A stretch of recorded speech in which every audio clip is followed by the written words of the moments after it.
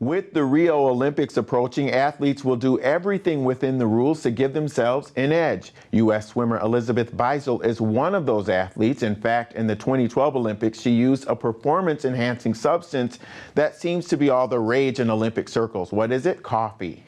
The WSJ's Rachel Bachman is here to discuss. How are you? I'm great to be here. Okay, so caffeine is legal in the Olympics now. Wasn't it once a banned substance? It was actually. The World Anti-Doping Agency banned it until about 2004. And I think then they essentially decided, look, everybody uses this stuff. There's not a lot of evidence that it's particularly damaging. The side effects are very minimal. And so let's just lift the ban. And they did. Okay, so it's a commonly used substance in sports, but do they have to put a lot of attention into getting the right dosage?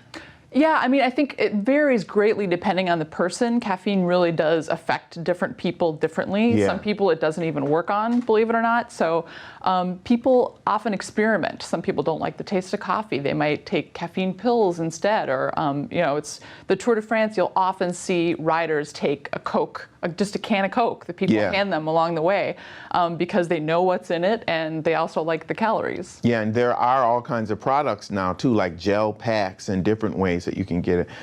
What sports is it ideal for? I think, well, certainly for years, endurance athletes have used it. You know, Ironman triathletes and marathoners and so on, they like that pick-me-up late in the race when they really start to drag. But the recent research is showing benefits even for sports like badminton and basketball and tennis and things that aren't necessarily, they're not endurance sports necessarily. So I think it can benefit a lot of athletes. The only sport where, one of the few sports where it might not benefit you as much is something like gymnastics, where really fine motor control and balance come into play, and if you don't want the coffee jitters on the balance beam, and figure skating too, probably. Right? Yeah, that could be. Okay, so do you really get an advantage though if everyone's using it? That's a great question.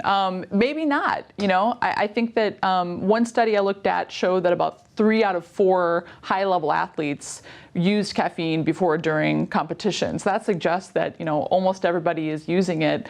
But that also suggests that if you're not using it, you might be leaving a benefit on the table. A lot of studies say you receive a 1% to 2% performance boost from caffeine. So if you're a high-level athlete, why leave that advantage unused? Well, 2% is a lot. I mean, if that's improving your time immensely, absolutely. Right? We're talking about the 800 meters. That's an enormous difference. Yeah, but it's not all good news for caffeine. What are the things that people have to really watch out for? What can it lead to? Well, some people, it causes insomnia or nervousness, some gastrointestinal distress, just kind of agitation. That's why people really need to experiment, I think. But the solutions for that are basically to take less of it, take it earlier in the day, and just be mindful of the way that it's affecting you and react accordingly. Mm-hmm. And do you think that like athletes like me can use it, like people who just like to run? Absolutely. We were just talking about how I often drink coffee before I run in the morning.